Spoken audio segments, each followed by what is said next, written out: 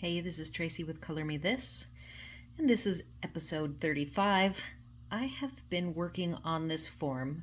This is started out as the standard pencil test form for myself for pencils that I collect.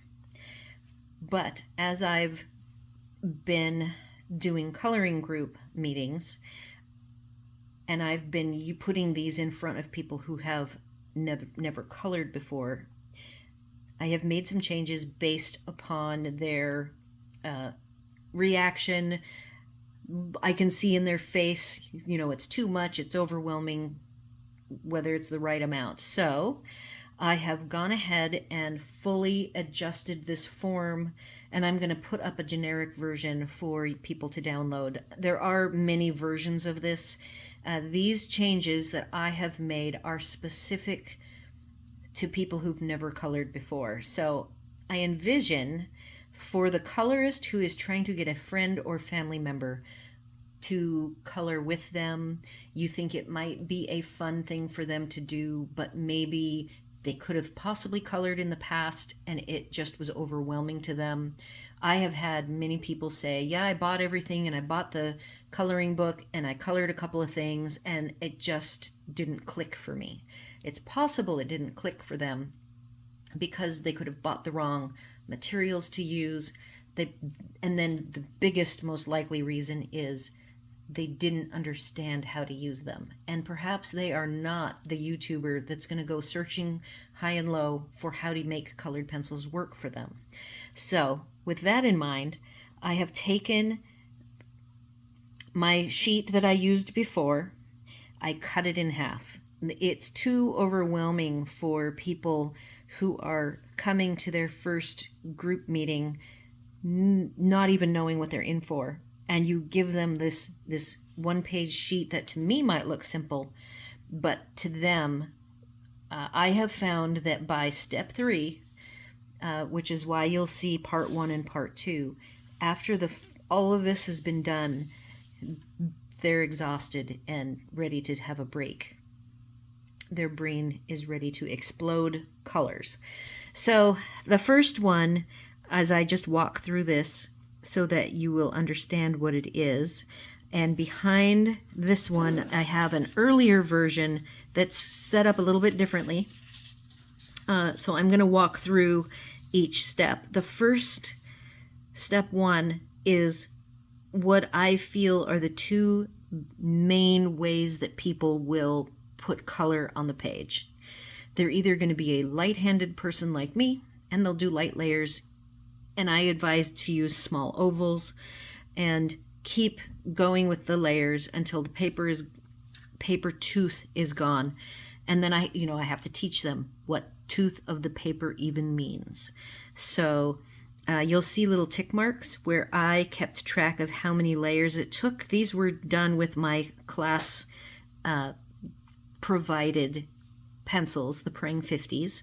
So they're going to behave a little differently depending on which pencils, whoever it is that either you're using or say a potential friend to color with is going to use. And so 4 layers seems to be with the Prang 50s, which I consider them they are the most basic entry-level pencil, and it still only took 4 coats, and I have practice.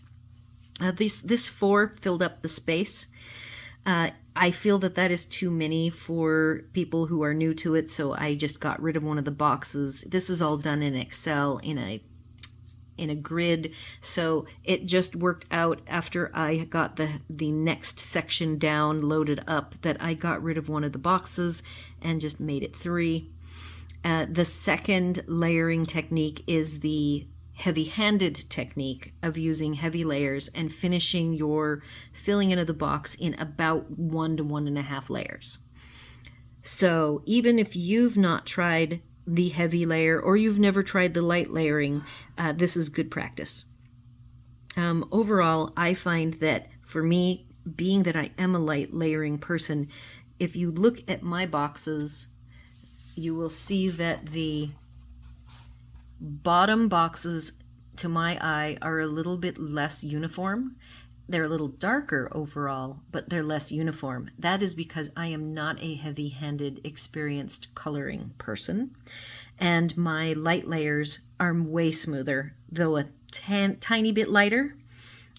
So I can't get as big of a payload out of using the light layers as I can if I heavy layer, even with these prangs.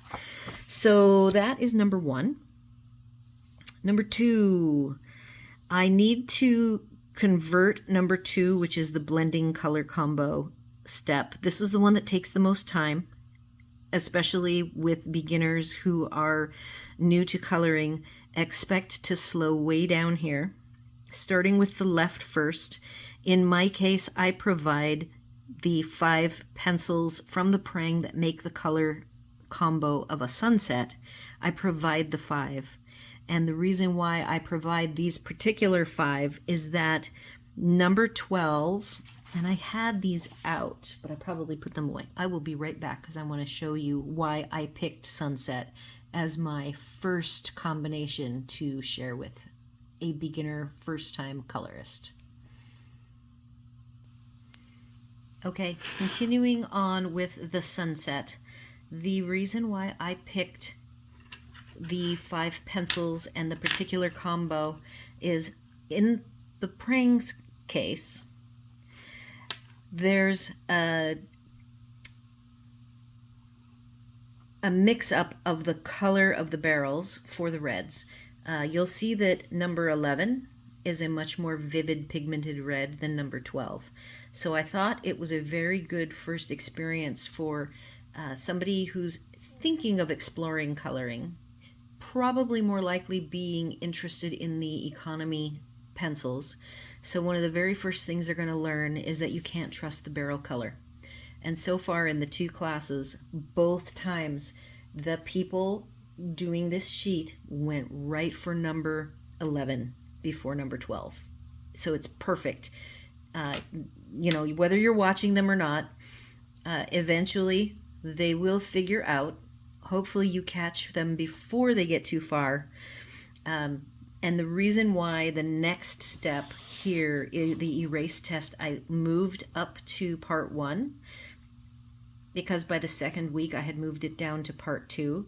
But most everybody is going to make a mistake, and they're going to start doing color number 11 in 12's spot.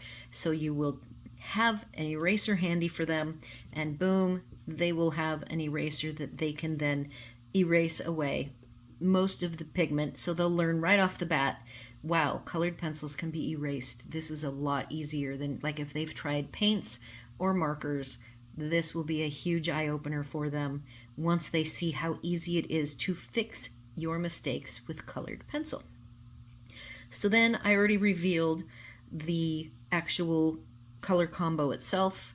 So after they just color the 5 colors down in the correct spots, I will get rid of the numbers, and I will remove the note here that says these are bundled in your case for you. When I provide a new group member with the cases, which I already did videos on these cute little cases, I actually wrapped them in bands by color family grouping, and then these 5 I wrapped by themselves, and I have them in the top of the bag, so that after they maybe have picked any color and they've maybe done some practice, or maybe I wanted to go right from the first try to getting into doing the blending, because the color combo part is what shows the power of coloring, especially when you're doing coloring pages. It's like a key element that has a really big impact on what you're doing. It makes a person who can't even draw a stick figure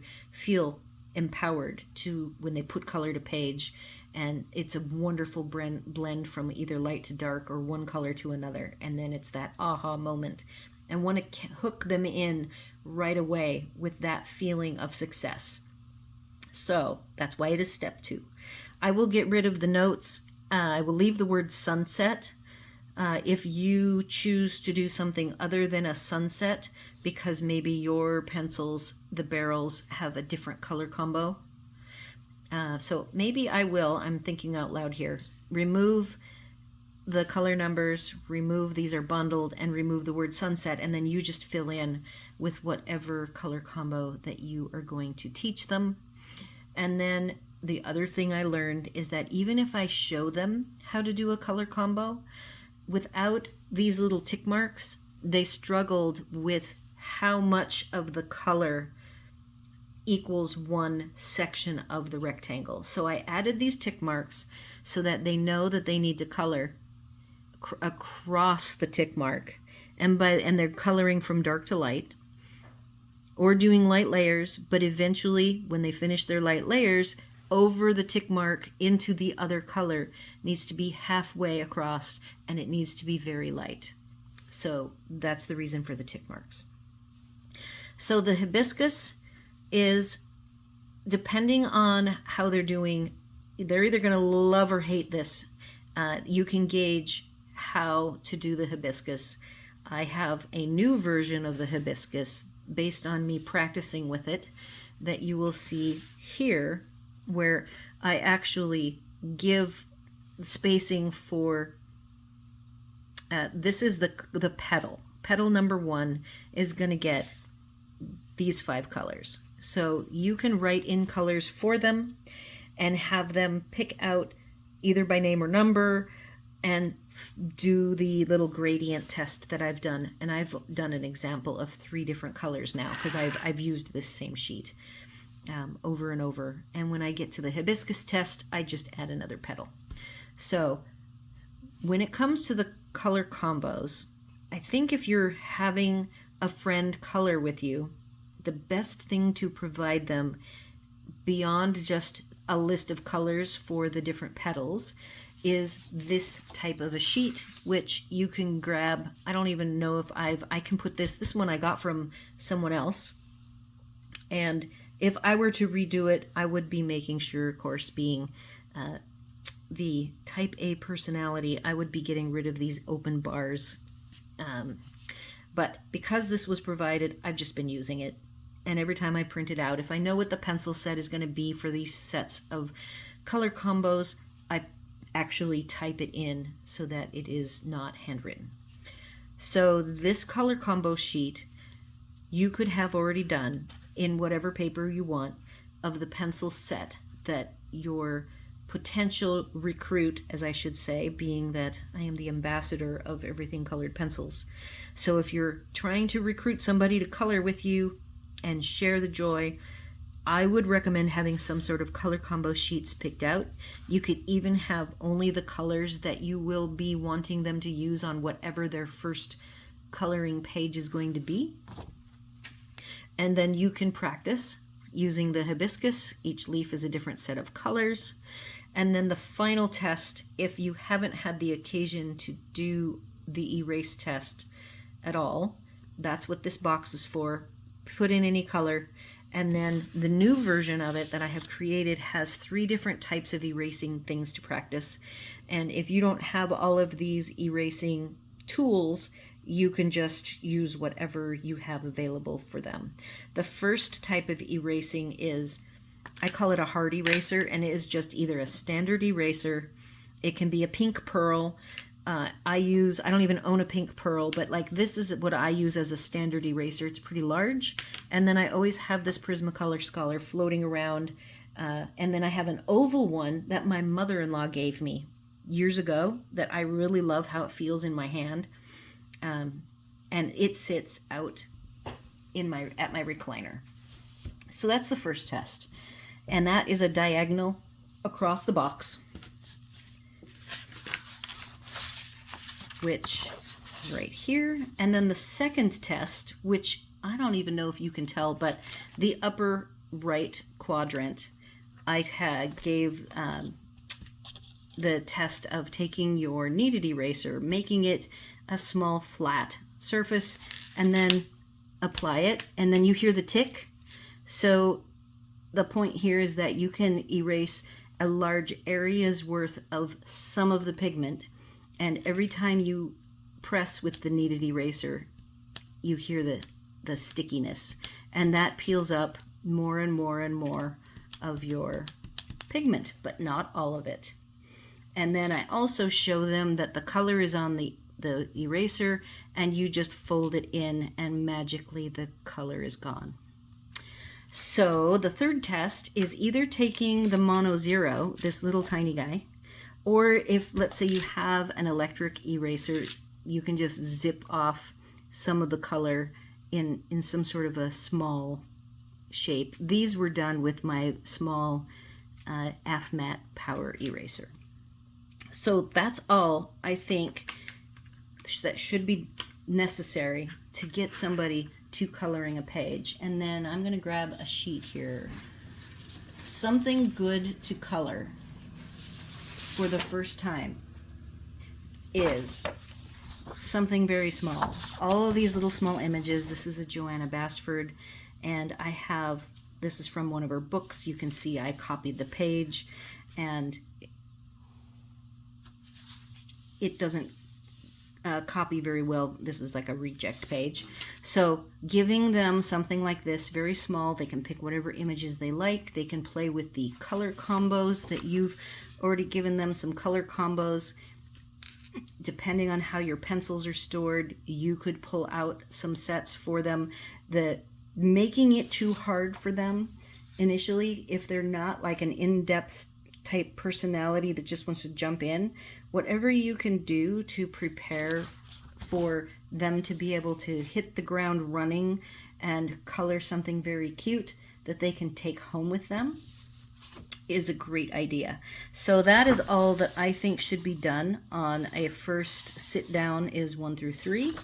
And then the bottom parts are the traditional tests. You've got smudge test, the water test, and then blending and burnishing, showing them depending on what tools you have available for them to use. You might not have all 5, but the fun thing here is each one of these red squares, I hope you can see they're a little bit different, and certain tools give a different finished effect. The burnished with white is decidedly white mixed in with red because it is softer than the burnishing with heavy pressure. And the blending stump, which is a dry gray blending stump, also dries somewhat like the white. It's a little softer looking. And of course, a blender pencil gives more color, similar to the blending with heavy pressure. And definitely for me, if you mix with, this is an alcohol blending pen, either water or alcohol will give a nice dark blend, again, like the burnishing with heavy pressure. So that is all I've got today. I am going to now put up, there'll be a link for you to be able to come and get this page.